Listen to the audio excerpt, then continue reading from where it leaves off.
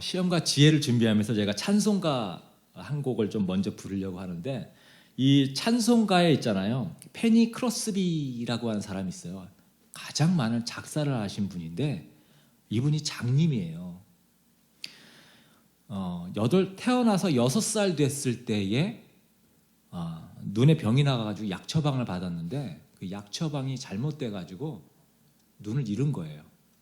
그래가지고 일생을 장님으로 사셨는데 그래도 꽤 장수하셨더라고요. 95세까지 살으셨고, 그럼에도 굉장히 그 밝은 성격으로 사셨어요. 그래서 이분이 작사한 노래들 분위기나 이런 거 보면 굉장히 밝고요.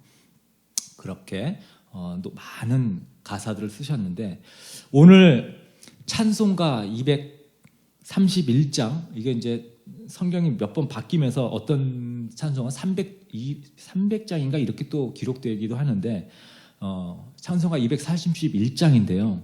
이 가사를 보면은 1절에 이렇게 보면, 주가 맡긴 모든 역사 힘을 다해 마치고 밝고 밝은 그 아침을 당할 때 요단강을 건너가서 주의 손을 붙잡고 기쁨으로 주의 얼굴 배우리.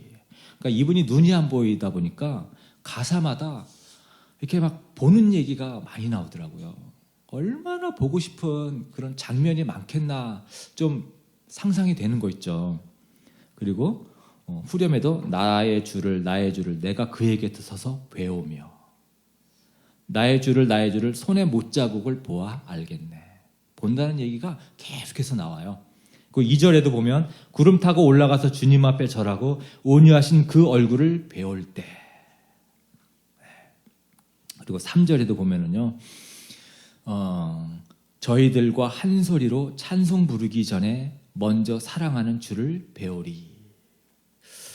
야, 이분이 진짜 보지 못하는 실명된 그런 인생을 살면서 언젠가 밝은 눈으로 예수님을 볼 날을 이렇게 상상하고, 또 가족들 얼마나 보고 싶었을까, 가족들의 얼굴을 그렇게 눈으로 직접 볼 날을 그렇게 소망하면서 이 가사를, 찬송가 가사를 썼다고 생각하니까 너무 은혜가 되는 거예요. 그래서 우리가 이 찬송을 같이 한번 불러보려고 합니다. 네, 주가 맡긴 모든 역사.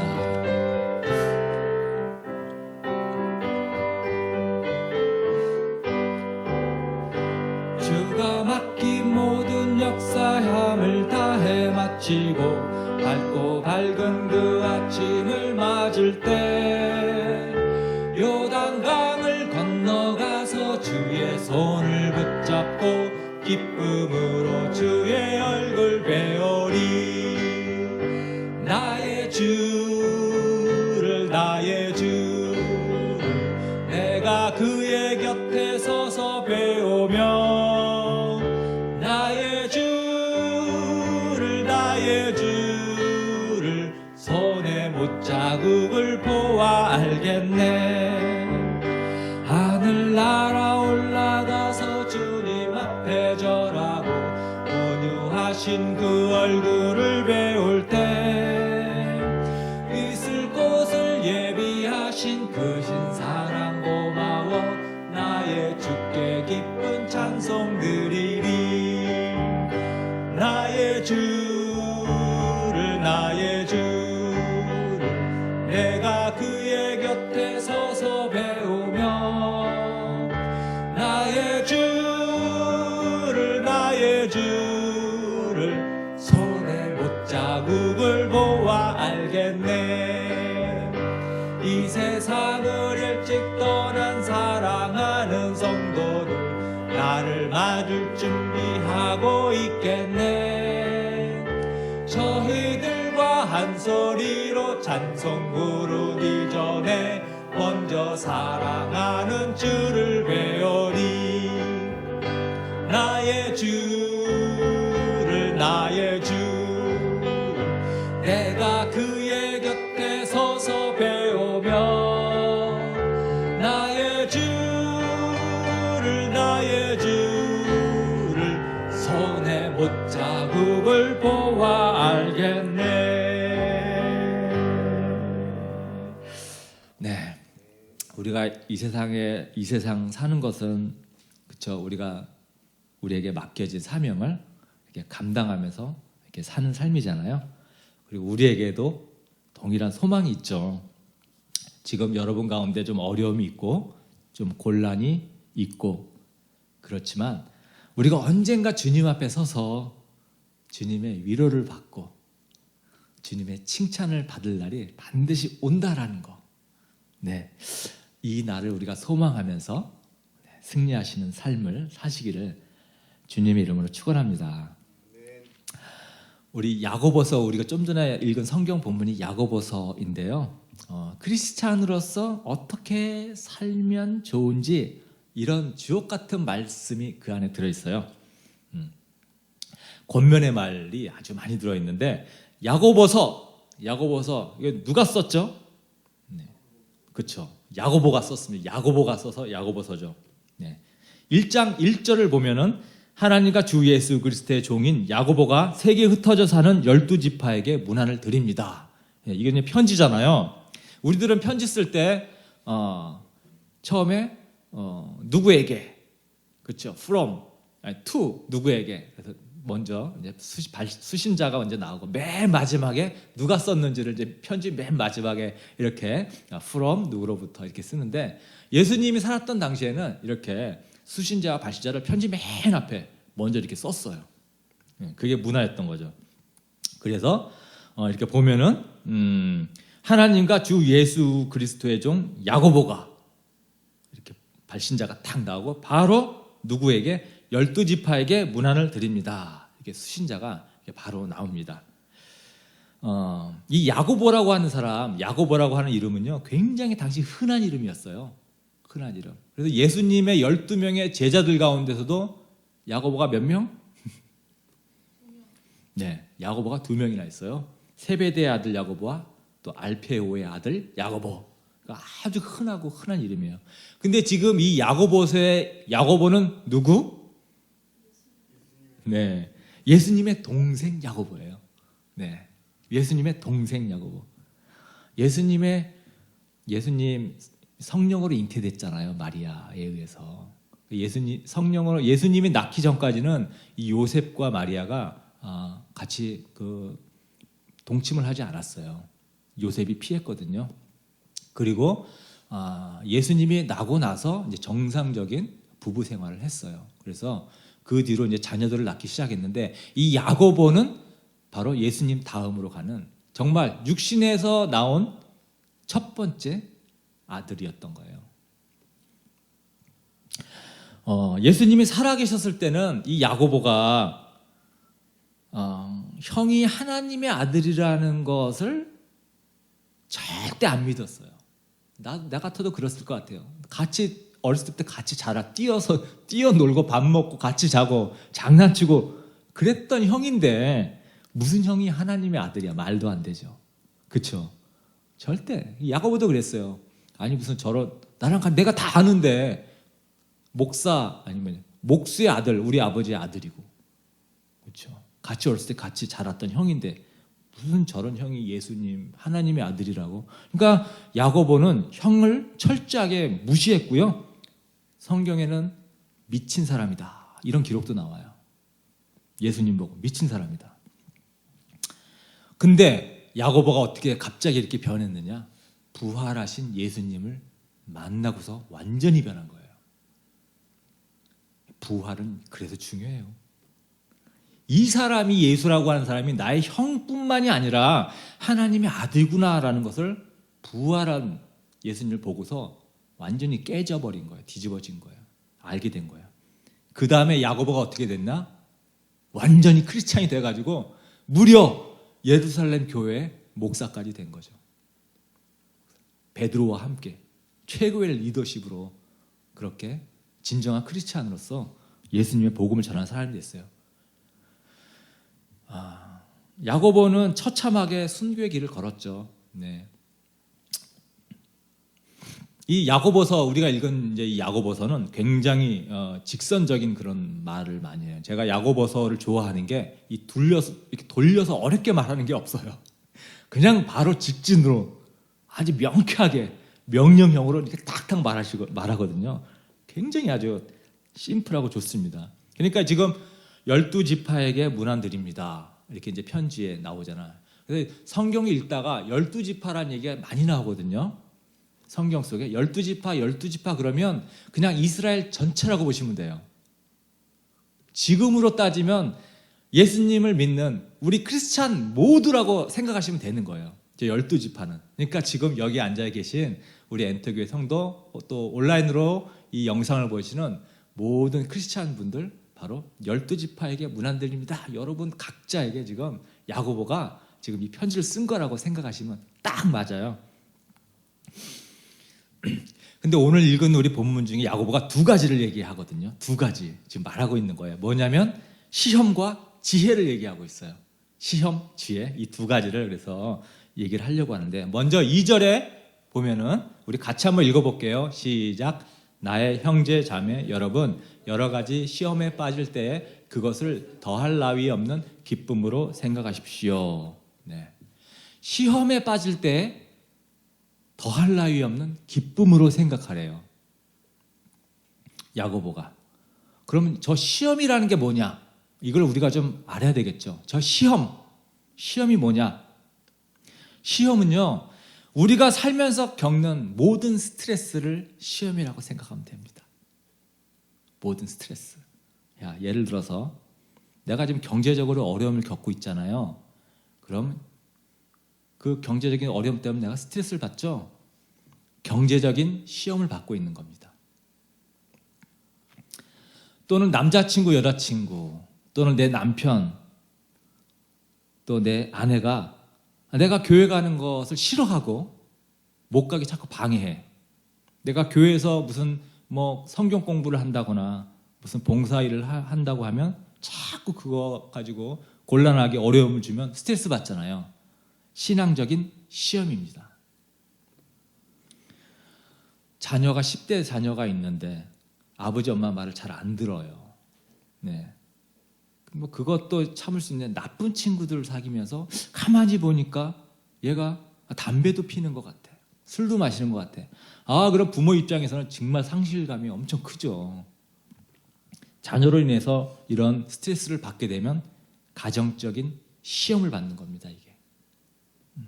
그러니까 우리한테 스트레스를 주는 모든 것이 시험이에요. 자동차를 타고 가다가 빨간 신호에 딱 섰는데 갑자기 뒤에서 그냥 어떤 차가 꽝 받아가지고 내가 목에 심한 압박감을 느끼면서 기부스를 하고 다니면 이거는 이제 건강에 시험을 받는 겁니다. 나에게 스트레스를 주는 모든 것이 바로 시험입니다. 우리는 이런 시험을 당하게 되면 우리의 반응이 뭐냐면은 낙심이 오죠. 낙심. 왜 이런 일은 나에게 오지? 그러다가 이게 어떻게 변하냐면요. 원망으로 변하는 거예요. 하나님 왜 나한테 이런 일이 일어나게 되는 거예요? 하나님 왜 이런 시험을 나한테 주십니까? 우리가 크리스찬이라면 이런 생각으로 가게 되거든요. 내 지금 교회 가려고 그러다가 이 사고 나는 게 이게 말이 됩니까, 하나님? 하나님 도대체 왜 이런 일이 나에게 나오죠? 우리가 시험을 겪으면 이런 낙심과 원망에 대한 반응이 나온다는 거예요. 근데 지금 야고보가 뭐라고 하냐? 더할 나위 없는 기쁨으로 생각하라. 경제적인 시험이 닥치고 건강의 시험이 닥치고 가정적인 시험, 신앙의 시험이 닥치고 이런 시험이 닥칠 때 이런 스트레스를 받을 때 더할 나위 없이 기쁘게 생각해라. 어떻게 이게 가능할까요? 왜 지금 야고보가 더할 나위 없는 기쁨으로 생각을 하라고 했을까요? 시험을 받아 스트레스 받아 죽겠는데 왜? 그 이유는 결과가 좋기 때문에 그래요. 결과가. 시험 자체는 결코 좋지 않죠. 스트레스 받는 건 결코 좋은 게 없어요. 근데 그 스트레스를 통해서 온 결과가 좋기 때문에 기뻐하라고 하는 거예요. 우리가 결과가 좋기 때문에 우리가 지금 받는 이런 스트레스를 견디는 경우들이 우리 살면서도 있어요. 특히 임신하는 여성을 볼 때. 그렇게 저는 자매님들 이렇게 결혼해서 임신할 때 보면은 그렇게 몸매도 이쁘고 참 늘씬했던 자매들이 갑자기 임신하면 막 배가 이렇게 막 살도 찌고 배도 나오고 그럽니까? 또 막 걷는 것도 힘들어서 저희 아내 임신하는 거 보니까 막 숨도 어쩔 때는 막 쉬기 힘들어가지고 배가 점점 불러오면서 앉았다 일어나는 것도 힘들고 그렇게 임신하면 힘든데 그렇다고 기뻐하는 임산부는 봤어도 그 임신하는 것 때문에 스트레스 받고 내 시험 받는다고 하는데 임산부는 내가 못 봤습니다. 다들 기뻐해요. 왜 그러겠습니까? 좋은 결과, 그 생명이 탄생한다라는 그 기쁨, 그걸 알기 때문에 기뻐하는 거잖아요. 임신하고 나면 막 구토도 나고 그러면 그렇게 해서 낳는 그 고통 가운데서 오게 되는 그 생명의 탄생의 기쁨, 그걸 알기 때문에 그 어려운 과정을 기쁘게 견디거든요. 해산의 고통 얼마나 심해요. 저희 김세례 전도사님이 임신할 때, 해산할 때 남자들 머리카락 붙잡으면서 막 죽이고 싶다고, 왜 나를 이렇게 힘들게 하냐고. 근데 생명이 한 명 탄생한다는 그 보람이 있기 때문에 임신하는 모든 여성분들이 그 고통을 알면서도 임신을 하고 1년이 지나면 또 하나 날까? 그 고통을 알면서도 아기를 갖는 거 아니겠습니까? 그래서 시험 당하는 것을 기뻐하라는 거예요. 결과가 좋다라는, 무조건 좋다라는 겁니다. 우리 인격 한번 보겠어요. 우리의 인격 성품, 우리 아까 좀 전에 찬양에도 예수님 정말 예수님의 인격을 닮아가고 예수님의 성품을 닮아가기를 바라고 원합니다. 우리가 찬양했는데 우리의 인격도 있잖아요. 다시 이렇게 새롭게 아기가 태어나듯이 새롭게 예수님을 닮아가는 인격으로 우리가 변화되기 위해서는 우리도 진통이 필요해요. 진통이. 여러분, 아픔 없이는 우리는 절대 하나님이 원하시는 그런 인격 안 됩니다. 예수님을 닮아가는 성품, 인격, 우리 아픔 없이요 절대 이루어지지 않아요. 그러니까 하나님께서 우리를 예수님을 닮은 사람으로 만들어주기 위해서 세상의 빛과 소금으로 살아가는 그런 사람으로 만들기 위해서 하나님의 마음껏 부려먹을 수 있는 그런 사람으로 일꾼으로 만들기 위해서 반드시 우리는 훈련이 필요한 거예요. 반드시 시험이 필요한 거예요. 그렇기 때문에 우리는 우리한테 오는 모든 시험을 기뻐할 수 있는 겁니다. 우리는 희한하게 있잖아요. 축복받는 가운데서는 우리 인격 변화 안 생깁니다. 그래서 성경이 그렇게 계속 말해주고 있어요. 네. 우리는 희한하게 고난을 받아야 우리가 있잖아요. 변해요. 인격이. 고난 가운데서 우리 겸손해지게 되고요. 고난과 시험 속에서 우리는 다른 사람의 마음을 이해할 수 있게 돼요. 고난과 시험을 통과하면서 우리는 사랑할 수 있는 마음도 배우고요. 동정하는 마음도, 동정심도 생기고 다른 사람의 마음을 함께 아파하고 이해할 수 있는 이런 이해심도 생겨요. 그래서 하나님께서 우리에게 시험을 허락하시는 겁니다. 하나님은 우리에게 시험을 허락하세요.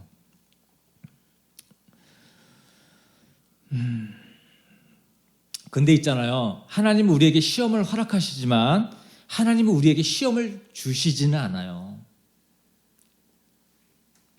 야고보도 이제 나중에 그런 얘기를 하는데 우리가 겪는 시험은 하나님이 주신 시험도 있긴 해요. 근데 정말 극히 일부고요. 우리가 겪는 이 어려움 시험들은 다 우리가 만들어낸 겁니다. 우리가 그렇게 만들어낸 거예요. 경제적인 시험 가운데 있습니까? 그거 내가 돈 욕심이 많아서 생긴 경우가 대부분이에요. 내가 신앙적으로 받는 어려움이 있습니까? 내가 하나님의 사랑의 모습을 보이지 못했기 때문에 생기는 경우가 대부분이에요. 내가 자녀들 때문에 겪는 가정의 시험이 있습니까? 내가 자녀들을 하나님의 뜻대로 양육하지 않아서 그 때를 놓쳤기 때문에 그런 어려움이 생기는 거예요. 우리가 받는 모든 종류의 어려움, 시험은요, 하나님이 주시는 게 아니라 내가 만들어낸 거예요. 내가 만들어내지 않았다고 하더라도 여러분, 이 세상은 죄악된 세상이기 때문에요, 반드시 우리는 시험이 있기 마련입니다. 이 죄인들 가운데 살면서 하나님 뜻대로 우리가 살려고 해도 우리는 미움받고 핍박받고 그런 일들이 저절로 생겨요. 그래서 하나님께서는 우리에게 시험을 줄 필요가 없어요. 이미 우리 가운데 시험은 늘 존재하고 있기 때문에 그렇습니다. 그러니까 하나님은 우리를 이 시험에서 건져주기를 원하시는 거예요. 건져주기를 원하세요. 그래서 우리를 시험에서 건져주시고, 또 어떨 때는 그 시험 훈련을 위해서 시험 가운데 그냥 두시기도 하시고 시험을 허락하시는 거죠.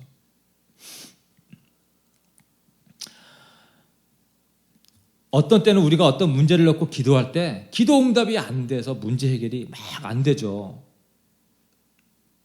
하나님 우리 기도를 안 들어주셔서가 아니라 우리의 기도를 도우실 수 없기 때문이 아니라 하나님께서 기다리시는 거예요. 우리가 예수님을 닮아가는 그런 인격으로 변화되기를 기다리시는 거예요. 우리 어린아이도 나오려면 9개월, 10개월 엄마 뱃속에서 자꾸 임신기간이 필요하듯이 우리도 하나님이 원하는 인격, 닮아가는 성품을 탄생되기까지는 아픔의 시간이 필요한 거죠. 그래서 시험 가운데 두시고 시험을 허락하시는 거예요. 그러니까 우리는 어떻게 해야 되겠습니까? 여러분, 시험 가운데 있으면 여러분 기뻐해야 되는 거예요. 그 시험을 통해서 우리의 인격이 변화될 수 있기 때문에, 예수님을 닮아갈 수 있기 때문에, 하나님이 쓰실 수 있는 사람으로 변화될 수 있기 때문에 그런 시험 가운데 있을 때 우리는 기뻐해야 됩니다. 그럼에도 불구하고 하나님은 우리를 도와주시기를 원하세요. 그 시험을 잘 통과할 수 있도록. 빨리 통과하기를 원하시겠죠. 그냥 내버려 두시기를 원하지는 않으세요. 왜냐하면 하나님은 그 시험이 무한정 길어지기를 원하시지 않거든요. 그러니까 반드시 끝이 있다는 겁니까? 시험에는.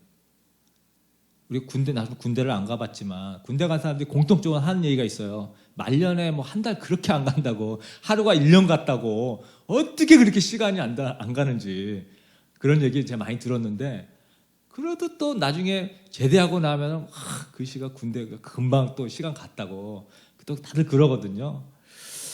그러니까 하나님은 우리의 훈련 시간, 우리가 고통 가운데 시험 가운데 있으면 그 시간들이 정말 빨리 지나가길 간절히 원하죠. 근데 반드시 끝이 있고요, 하나님 그 시험의 기간을 오래 두지 않으신다는 거예요. 고린도전서 10장 13절, 네, 우리 저가 다 같이 한번 읽어볼까요? 네, 시작. 사람이 흔히 겪는 시련밖에 다른 시련을 당한 적이 없습니다. 하나님은 신실하십니다. 여러분이 감당할 수 있는 능력 이상으로 시련을 겪는 것을 하나님은 허락하지 않으십니다. 하나님께서는 시련과 함께 그것을 벗어날 길도 마련해 주셔서 여러분이 그 시련을 건드려낼 수 있게 해 주십니다. 네, 하나님이 우리에게 허락하시는 시험은 우리를 강건하게 만들기 위한 그런 시험이기 때문에 반드시 시작과 끝이 있다라는 거예요. 우리를 훈련시키기 위한 시험이기 때문에, 우리가 견디지 못할 시험이 없다라는 거예요. 그래서 기뻐하라는 거예요. 그래서 끝이 있고 우리가 견딜 수 있을 만한 시험만 준다는 거예요. 그러니까 기뻐해야 된다는 겁니다. 그럼에도 불구하고 우리는 내 상황이 지금 이런데 어떻게 기뻐할 수 있나 이런 생각을 갖죠.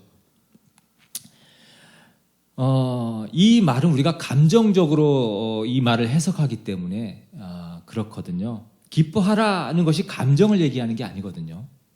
기뻐하라는 게 예를 들어서 내가 여러분들에게 여러분들 우리 지금 다 같이 슬퍼하십시다 이렇게 말하면 그렇다고 여러분 슬퍼집니까? 이게 내 감정이 마음이 슬퍼져야 슬퍼지는 거지. 그러니까 기뻐하라는 것도 내가 진짜 막 기쁜 일이 있어야 기뻐지는 거지. 그렇죠? 우리가 감정으로 생각하면 기뻐하라. 시험 가운데 있는데 기뻐하라. 어떻게 기뻐합니까? 근데 여기서 지금 말하는 야고보가 말하는요, 이 기뻐하라는 것은요, 감정을 얘기하는 게 아니고요, 의지의 결단을 얘기하는 거예요. 의지의 결단. 내가 기뻐하기로 결정하는 거예요. 기뻐하기로. 내 마음은 그렇지 않지만 내 마음 속에 원망도 일어나고 힘도 들고 마음은 상실감이 있지만 하나님 앞에서 내가 기뻐하기로 결정하는 거예요. 이것은 우리가 할 수 있거든요. 내 감정하고 반대로 의지로 결정할 수 있는 겁니다. 저도 신앙생활한 지 30살 넘어서 예수님을 믿었기 때문에 모태신앙만큼 길지는 않지만 이게 무슨 의미인지 저는 조금 알 것 같아요. 저는 저도 시험 늘 있거든요. 시험 있습니다. 시험 없는 인생 없어요. 근데 언젠가서부터 이런 어떤 시험이 오게 되면요, 저는 이거를 어떤 어려움, 힘들다기보단 도전으로 저는 느껴지더라고요. 옛날에는 나에게 어려움이 생기면요, 큰일 났다, 큰일 났다, 큰일 났다. 이런 걱정과 두려움이 먼저 확 왔거든요. 그런데 이게 하나님이 이것을 통해서 나에게 무엇을 가르쳐 주시려고 하나, 또 무슨 일을 하려고 하나, 더군다나 하나님이 견디지 못할 시험 주지 않는다고 했는데, 이런 것을 알기 때문에 도전으로 느껴지기 시작하더라고요. 도전으로. 그래서 여러분들도 지금 어떤 시험 가운데 또 어려움 가운데 있으면 여러분 마음 놓고 있잖아요. 기뻐하십시오. 그냥 기뻐하시기로 결정하십시오. 더할 나위 없는 기쁨으로 생각하라고 했거든요. 하나님은 여러분을 사랑하세요. 우리가 시험 가운데 있는 것은 하나님이 우리를 사랑한다는 뜻이에요. 여러분들에게 관심이 있다는 뜻입니다. 여러분들을 쓰기 원하신다는 뜻이에요. 그래서 이런 시험 가운데 있는 분들 기뻐하시기를 간절히 바랍니다. 그 다음에 지혜에 대한 얘기를 바로 하는데요. 이 지혜라고 하는 얘기가 바로 지금 시험에 대한 얘기를 하면서 지금 지혜에 대한 얘기를 하는 것이 이게 시험과 관련지어서 생각해야 되기 때문에 그래요.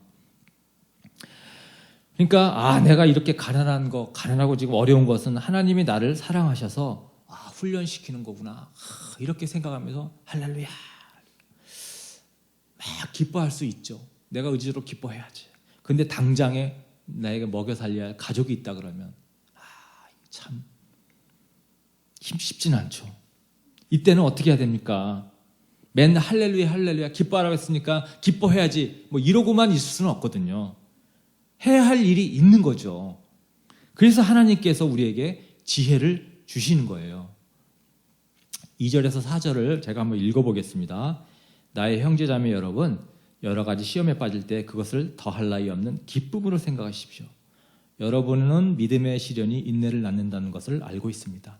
여러분은 인내력을 충분히 발휘하여 조금도 부족함이 없는 완전하고 성숙한 사람이 되십시오. 이렇게 말하고 나서 이제 5절에 지혜에 대한 얘기를 이제 한단 말이에요. 그러니까 이게 시험과 관련된 얘기거든요. 여러분 가운데 누구든지 지혜가 부족하거든 모든 사람에게 아낌없이 주시고 나무라지 않으시는 하나님께 구하십시오. 그리하면 뭐라고 했습니까? 받을 것입니다. 하나님은 우리랑 시험을 같이 견뎌내시는 동반자세요. 그래서 우리가 지혜가 부족하거든 모든 사람에게 아낌없이 주시고 나무라지 않으시는 하나님께 구하십시오. 그러면 하나님은 아낌없이 주시고 나무라지 않으시는 분이시라는 거예요. 우리가 어떤 문제 있을 때 사람한테 가면요, 한두 번은 얘기 들어주는데 서너 번 가면은요, 막 짜증 낼 겁니다. 아마 해결도 안 되는 문제 가지고. 근데 하나님은 한 번, 두 번, 10번이 아니라 100번을 가지고 가도 하나님께서는 나무라지 않으시고 야단치지 않으신다 그러시는 거예요. 아낌없이 주시겠다 그러시는 거예요. 사람들은 사람한테 이런 고민거리 얘기하고 그러면은요, 때로는 우리 막 이렇게 무시당할 때도 많거든요. 거 봐, 내가 그거 하지 말라 그랬지. 하지 말라 그래도 결국 이렇게 됐지 않냐. 이렇게 무시당하고. 야, 성경에 이렇게 하라고 돼 있다고 내가 얘기했는데 왜 몇 번을 얘기해도 말을 안 듣고 그리고 지금 그렇게 돼버렸지 않냐. 사람들은 이렇게 얘기를 하죠. 그래도 우리는 할 말이 없어요. 그런 말을 들어도 책임이 나한테 있다는 걸 알기 때문에. 근데 우리 하나님은 나무라지 않으시고, 거봐 내가 그렇게 하지 말라는 대로 왜 그렇게 했니? 이렇게 혼내지 않으시고, 고집 피우더니 결국 그 모양 그 꼴이 아니냐, 이렇게 나무라지 않으시고 언제든지 우리에게 지혜를 주신다는 거예요. 지혜. 하나님은요, 추상적인 하나님이 아니세요. 우리랑 같이 생활하고 같이 살아가시는, 그러기를 원하시는 지혜 하나님이십니다. 그래서 우리가 지혜와 지식의 차이가 뭡니까? 지식은 우리가 공부해서 머릿속에 쌓아두는 게 지식이잖아요. 지혜는 하나님이 주시는 생활의 지혜, 뭐 이런 말이 있듯이 하나님께서 주시는 거거든요. 하나님 우리와 함께 역사하시면서 우리의 모든 필요를 지혜롭게 열어주시는 거거든요. 그러니까 우리가 가야 될 길도 보여주시고 문제도 해결할 수 있도록 도와주시고 보여주시고 그런 하나님이거든요. 그러니까 하나님은 우리에게 말씀하시기를 원하세요. 지혜를 주기를 원하세요.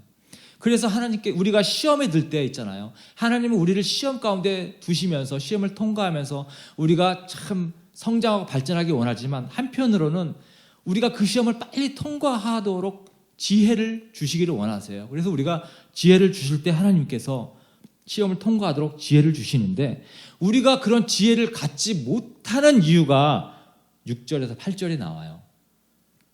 두 마음을 품어서 그렇다는 거예요. 두 마음. 6절에서 8절 우리 다 같이 한번 읽어보도록 하겠습니다. 자, 시작. 조금 더 의심하지 말고 믿고 구해야 합니다. 의심하는 사람은 마치 바람에 밀려서 출렁이는 바다 물결과 같습니다. 그런 사람은 주님께로부터 아무것도 받을 생각을 하지 마십시오. 그는 두 마음을 품은 사람이요 그의 모든 행동에는 안정이 없습니다. 네. 두 마음을 품으니까 우리가 지혜를 못 가져요. 그럼 두 마음이라는 게 무엇인가? 이걸 알아야 되겠죠. 그 신앙생활 하다 보니까 뭐 이렇게 집사 직분 받고 또는 우리 가정교회에서 목자 딱 임명받고 그러면요, 이분들이 이제 기도한단 말이에요. 하나님, 저에게 이렇게 귀한 직책을 주셔서 너무 감사합니다. 제가 이 사역을 잘 감당할 수 있게 하나님 도와주십시오. 이런 기도들을 한단 말이에요. 근데 이제 막상 이제 교회에서 맡은 직분대로 이제 막 일을 하다 보면 뭐 쉬운 것만 아니잖아요. 때로는 사람들끼리 막 부딪히기도 하고 내 뜻대로 되지도 않기도 하고 일이 잘 안 되기도 하고 그러면 이제 막 스트레스 받는 거예요. 그러면 이제 이렇게 말하는 분들이 있어요. 목사님 못하겠어요. 못해 먹겠어요. 저 누구누구 때문에 너무 힘들어서 못해 먹겠어요. 이러신단 말이죠. 분명히 처음에 직책 받을 때는 하나님이 주셨다, 감사하다 이랬는데 조금 힘들면은 못하겠습니다. 저희가 아닌 것 같아요. 네, 그만두겠다고. 이게 두 마음을 품는 겁니다. 두 마음을 품는 거예요. 네. 하나님이 그만두라고 할 때까지는요, 그만두는 거 아니죠. 하나님이 주셨다고 고백을 했으니까. 그러니까 하나님의 뜻이라고 생각했을 때, 하나님의 뜻이라고 분명하게 나에게 확신 들지 않기는요, 여러분 끝까지 가는 거예요. 우리가 두 마음을 품으니까 응답을 못 받는 거예요. 두 마음. 그래서 하나님은 우리에게 지혜를 주시기 원하시고 우리 인도해 주시기를 원하십니다.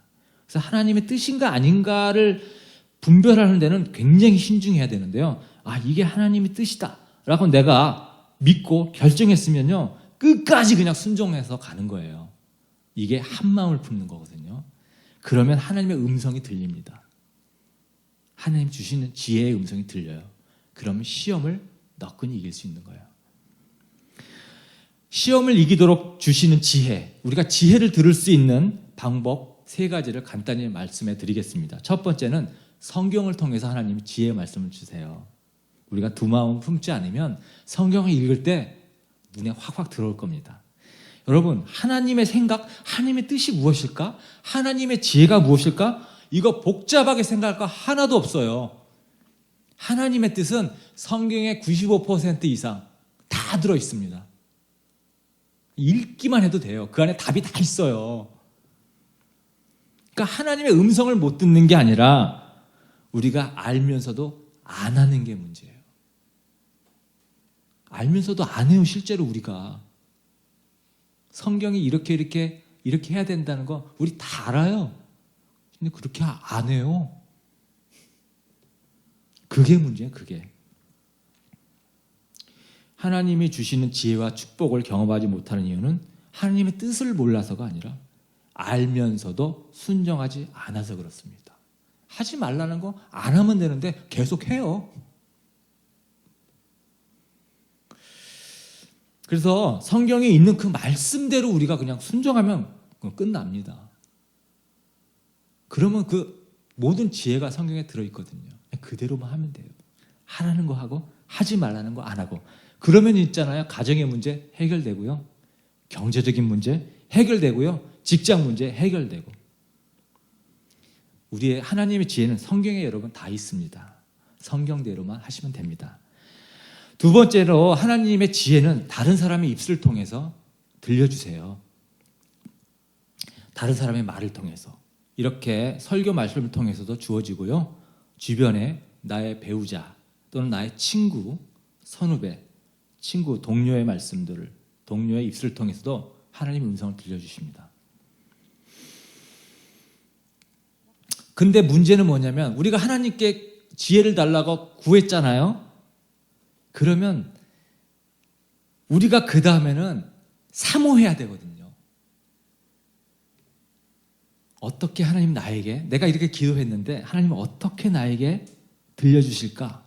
이 기대감을 가져야 되는데 기도하고 나면 등 돌아서면 싹 머릿속에서 그냥 제로 상태, 리셋이 돼가지고 다 잊어버리는 거 있죠. 그러니까 이렇게 강단에서 말씀을 통해서 들려줘도 다른 사람을 통해서 그 메시지가 주어지는데도 본인이 기대감을 갖고 귀 기울이지 않으니까 모르는 거예요. 몰라요. 알 수가 없어요. 그래서 우리는 성경을 통해서 하나님께서 말씀해 주시고요. 또 우리 주변에 믿는 사람들을 통해서 하나님께서 말씀해 주십니다. 그래서 우리가 어떤 하나님께 지혜를 구하고 기도하면 있잖아요. 하나님은 어떻게 나에게 응답을 주실까 하고 우리가 이 귀를 조금 호기심과 기대감을 가지고 우리가 이게 기다리는 게 절대적으로 필요해요. 그래야 우리가 알 수 있거든요. 자, 세 번째는 성령의 감동입니다. 우리 안에 다 성령님 모시고 있잖아요. 우리 예수님 믿음과 동시에 성령님이 우리에게 직접 말씀해 주세요. 근데 이 말씀하신다고 하니까 제가 이렇게 말하는 것처럼 성령님이 이렇게 말씀하시는 게 아니거든요. 성령님이 어떻게 말씀하시냐? 직관 같은 겁니다. 직관.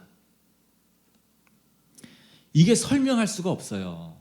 성령님의 음성은. 직관하고 비슷합니다. 우리가 영적인 존재이기 때문에 성령님이 영적으로 우리에게 말씀하시기 때문에 우리의 직관을 통해서. 근데 여성분들이 이 직관이 굉장히 발달됐죠. 네, 신랑이 바람 피면 다 안다면서 느낌으로 왠지 막 바람 필 것 같다고 그 주파수가 이렇게 온대요. 이런 게 영적인 직관이거든요. 이렇게 성령을 통해서 우리에게 성령님께서 이 직관을 통해서 우리에게 말씀을 주시는데 이게 직관과 생각이 우리의 생각하고 혼동이 되기 때문에 이게 그래서 어려운 거예요. 이게 내 생각인지 성령님의 생각인지. 그래서 오해하기도 쉽고 대부분 큰 큰 뭐 영적 체험하는 천국을 보고 왔다 막 이러신 분도 있죠. 뭐 지옥을 보고 왔다 이러시는 분들이 간혹 가다가 실수를 하는 큰 문제를 일으키죠. 직관과 자기의 생각 혼동하는 구별이 안 되면 그렇습니다. 그래서 우리가 하나님에 대해서 좀 공부할 필요가 있고요. 하나님에 대해서 성경을 우리가 좀 계속 읽고 좀 이해하는 게 너무너무 필요합니다. 제가 광고했지만 올해까지 무조건 생명의 삶을 안 하신 분들은 맞춰라. 올해 안으로 꼭 합시다. 우리 청년분들, 장년분들 했는데요. 하시라. 생명의 삶은 가장 기초적인 성경 공부예요. 이것만 알아도 우리가 너무 신앙생활 도움이 많이 됩니다. 그래서 우리 엔터 청년들은 올해까지 내가 생명의 삶은 꼭 내가 한번 해보겠다. 이런 좀 마음을 가지시고 꼭 이렇게 기도하시면서 준비를 했으면 좋겠습니다. 네.